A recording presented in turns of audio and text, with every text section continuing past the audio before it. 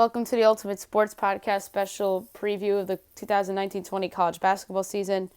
Next up is the ACC. I'm going to go through my predictions and then do my predictions for the Player of the Year award and pick what teams are going to make the tournament and a lot more.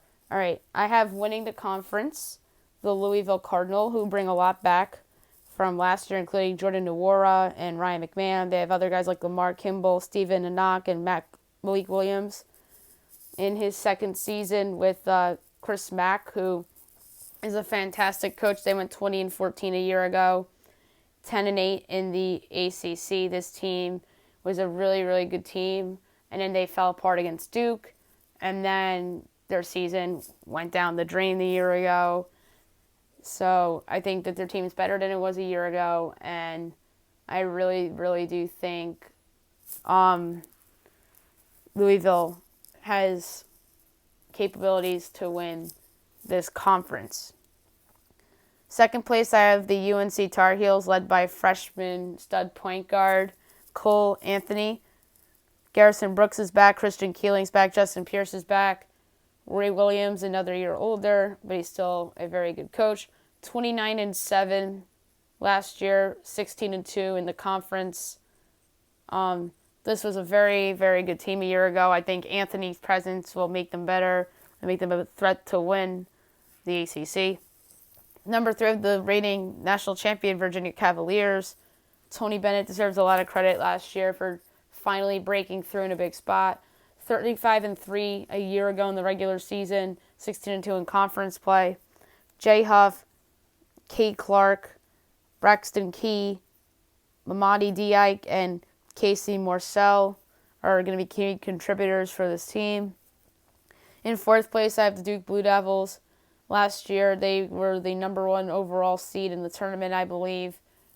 And Zion and RJ Barrett are obviously gone, and Cam Reddish. They have some people coming back like Jack White and Trey Jones, and they have some new guys like Vernon Carey Jr., Matthew Hurt, Cassius Stanley, Wendell Moore Jr., Alex O'Connell. I believe he might have actually been there a year ago, if I'm not mistaken, and Javine Delore. So Coach K has some talent to work with. 32-6 last year, 14-4 in the conference. In fifth place, I have the Notre Dame Fighting Irish. I believe this is a bounce-back team from last year's disaster. They went 3-15 in conference play, 14-19 overall. They have John Mooney, Prentice Hub, TJ Gibbs, Rex Plufker, and Nate Lazewski. That was their starting 5 from a year ago. They're all back. So it should be fun to see if this team could bounce back or not, and I believe they will. Number 6, I have the Florida State Seminoles. Trent Forrest, MJ Walker lead the way. Leonard Hamilton is somebody that normally does better with lower expectations. I have them 6th in the conference, 29-8 last year, 13-5 in ACC play. 7th, I have NC State last year, who was 24-12, 9-9 in conference play. Markel Johnson, Braxton Beverly, Devin Daniels, Blake Harris, DJ Furberk. So they have some talent there. And Kevin Keats in year 3 already. That's hard to believe. So they should be interesting.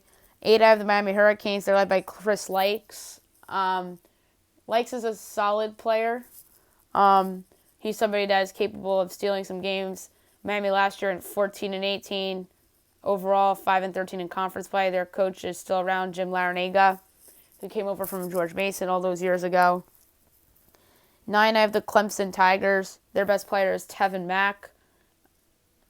Their coach, Brad Brownwell, is somebody, in my opinion, that's on the hot seat. They went 20-14 last year, 9-9 in conference play. They were in the NIT a year ago. 10th, I have the Syracuse Orange. They have 2 pretty good players, Elijah Hughes and Buddy Boeheim. Boeheim's obviously the son of the coach, Jim Boeheim. And last year, Syracuse, 20-14 on the year, 10-8 in conference play. They made the tournament a year ago, but lost. Number 11 in the conference, I have Wake Forest, who went a mere 11-20 last year and 4-14 in conference play. Danny Manning is certainly the coach on the hottest seat in this conference. They have guys like Chauncey Brown and Brandon Childress on their team. 12th, I have the Boston College Eagles.